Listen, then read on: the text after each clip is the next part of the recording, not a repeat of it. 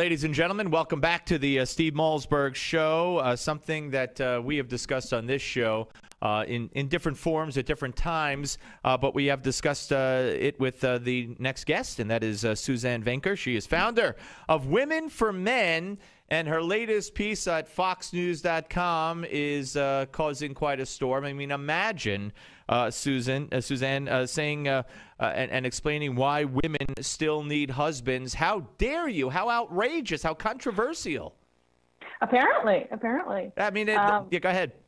Well, I was just going to say, you know, I couldn't decide whether it was women needing men, whether I should say women still need men or women still need husbands. I don't know which one's more controversial. It's really sad that it has come to this, really, and that's why I do what I do and write what I write. It's not just to, you know, stir feathers, or ruffle feathers rather, but to say how really ridiculous this has all become as far as this war, really, between this gender war between women and men, trying to determine who has it better or worse, or women rising and women falling, and all of this junk, which is not good for anybody. And I don't see how that's going to help anybody find any kind of happiness or peace or love in their life. And so I guess you could say I'm on a mission to try to turn that around. It's a pretty big mission. Well, no, it's a very admirable mission. Now, you quote Jennifer Aniston, who said women want to have a baby, they shouldn't be fiddling around with a man. You know, they could do it on their own. And this generation has really, as you put it, taken their mother's advice in many cases, and they've forsaken the family life, they've forsaken having the baby, and they've decided to dedicate themselves to the workforce. But you also point out that most women, when questioned, and this goes back at least to the poll you cite back in 2007, when asked, most women want flexible work schedules. They kind of want to, and we've talked about this before, quote unquote, have it all, correct? Right. So you started off saying that very well, in that they took this message that their mothers or parents sent them, and really they ran with it and went too far, you know, kind of ran off the cliff on the other end. Wait a minute, hold on. You forgot to get married and have kids. Don't just stay focused on that job. So that's, again, trying to pull women back and say, look, we understand why you were given the message you were given all those decades ago, but we've moved on here. And the reality is we're in a very different place today, and we have to deal with the reality of the fact that some things in life don't change, and that is human nature and biological differences between men and women. And just because we have switched up the gender roles a bit doesn't mean we need to run off the deep end with it. The reality is, when polled, women still say across the board that what they want is part-time work, or not even to work at all when their children are little, actually. And this is true now. It was true 5 years ago, and it's even true among Ivy League graduates. So the issue is not, it's too much of a pull between this idea of education and a life over here of one kind, and then just raising babies over here. Life is a very long journey. We live longer than ever now, and there's no reason why women can't have both of these things in their lives. But they're not going to be able to do it all at one time and do it well. And they're certainly not going to be stress-free if they do. So I'm trying to not do what, of course, my naysayers say I am, which is put women back in the kitchen, but to say, look, there's a way to do this in such a manner that you don't have to suffer so much, and you don't have to go out and prove yourself. Just relax a little bit and enjoy being female. It's not a bad thing. We're talking to Suzanne Venker, founder of Women for Men, here on the Steve Malzberg Show. So how are we going to see this culture shift back to, I won't say back to tradition, because that would imply putting women back in the kitchen, and you say you're not for that. But I mean, how are you going to interest women in marriage again, and how are you going to convince them, and how are you going to stop it at the university level, and the feminist influence on young women who are still telling girls that do it on your own, you don't need a man, and men are nothing but evil in the first place. Well, it's hard, because there's no question that the power is in the hands of feminists who have a lot of money and a lot of friends in high places, and I'm just me, and you're just you. But the reality is, the alternative is what? To just do nothing and let their message go unchallenged, which is not okay, certainly in my book. There's been hundreds of comments on the Fox site with that article, and there's one statement here that I think is really telling. This woman wrote, "The older I get, the more I think we need to be able to look at more traditional models and not be intimidated by the PC crowd. Doing so does not mean anyone is sexist or behind the times." So I guess if I'm trying to do anything, it's to show, nothing about my life would seem backward, I don't think. Nothing about me would seem backwards or behind the times. I'm simply pointing out that there are some things that really don't change in life, and that is, for most people anyway, their desire to love and be loved and to have a family. And we want to embrace that, not walk away from it. So how are we going to do that while still embracing this quote unquote progress we've made? I mean, some things are progress, some things aren't. Like I said at the beginning, if you're running off the deep end and forgetting to get married and have kids, that's not really progress. That's just shifting one sort of problem for another. Right.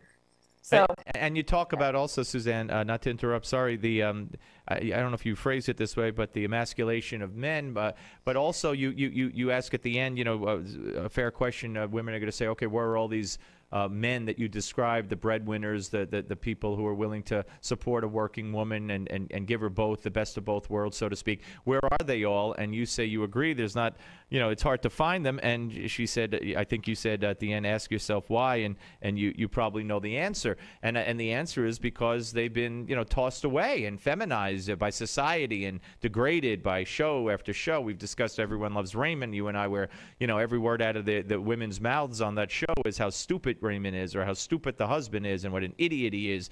But so how are these men going to gain confidence that they should chase these women and pursue them in traditional fashion for traditional means when there's not a lot of indication that women want to be pursued that way anymore? I don't think they will, quite frankly, and that's why I turn my attention to women, and I get a lot of trouble for it because, we're not supposed to blame women for anything. We're so used to blaming men, and it's absolutely, perfectly PC to blame them all day long. Nobody blinks an eye. So I come along and I say, hey, let's turn this around and look at ourselves. What can we do differently? And I'm the devil. Well, the reality is nothing is going to happen if women don't start to realize that perhaps they have pushed men away by saying over and over, I don't need you. I can just do fine without you. And so therefore there's no incentive for men to want to marry. I mean, men need to feel needed, like they're going to bring something to the table. And when you tell them they're not, they'll say, all right, I'll go down to the basement and, play my video games or whatever. So there is a way to bring them back, but I do believe that it stems from women's attitude and behavior. And so, to answer your question, I think the more that women speak up for the men in their lives and feel and then understand that when things aren't going their way or when they can't balance the way they want to, don't turn to your husband or your dad or you wouldn't, I guess, turn to your dad or your son, I was going to say, but don't turn to the men in the world and say, what are you doing to me? The reality is, and as I said this on Fox, time is your enemy. Time, not men. Men are not a bunch of Neanderthals like they're made out to be. I'm 45 years old, and quite frankly, I haven't even known a Neanderthal. My own father was 85 years old when he died 5 years ago. He wasn't even a Neanderthal. So, where are all these horrid men who are holding women down? I just don't see it. Well, it's part of the PR campaign that they've mounted over the years, and as you and I have discussed also, Christina Hoff Sommers with her book Who's Still Feminism, pointed out the lies and the deception, and once they put out a press release, some of these groups, the media would just eat them up and regurgitate them as if they were fact, and then it turned out, whether it was a March of Dimes study or that men beat their wives on Super Bowl Sunday more than any other day, these things were made up and were not true, and it's put out there. And as long as the media is willing to accept these things without researching them, the misconceptions will be continue to be put forth. Which is actually why I'm so thankful. I actually just did a blog thanking Fox and Friends, because I think Fox did a really great job of framing my article and my argument very nicely. And there's not a lot of that. I mean, I usually get really quite the opposite, twisting my message any which way and saying things that obviously I didn't say or don't mean. Sure. Well, I'd love to see you on MSNBC battling this out. Anyway, someday. Suzanne, thank you very much. Keep up the good work. I know you won't be intimidated, so I don't have to tell you. Thank you. All right, take care. That's Suzanne Venker, founder of Women for Men. Ladies and gentlemen, check out Women for Men. As I said before, how dare she say Women for Men? There's all kinds of things out there now.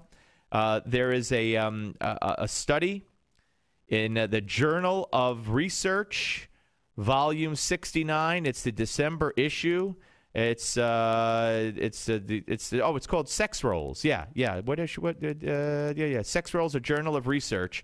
And it's about men staring at women and their breasts, okay? Like a guy checking out a woman who passes by, or a woman who's sitting on the subway seat next to him or across from him. They don't like that. These researchers have offered a definitive report into the science of the male objectifying gaze in the December volume of Sex Roles, a Journal of Research. Although objectification theory suggests that women frequently experience the objectifying gaze with many adverse consequences, there is scant research examining the nature and causes of the objectifying gaze for perceivers.